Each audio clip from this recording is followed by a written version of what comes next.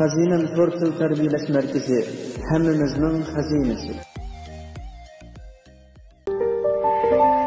Bir kishi har kuni saharda o'rnidan turib, tamda esiqliq turgan kalendarning o'tib ketgan bir kunni yirtib yetdi ekan.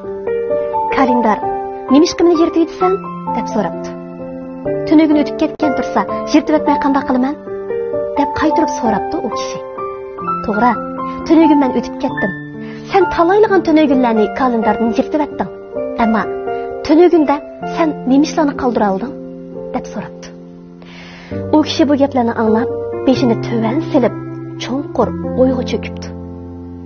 Hikmat shuki, vaqt o'taverdi.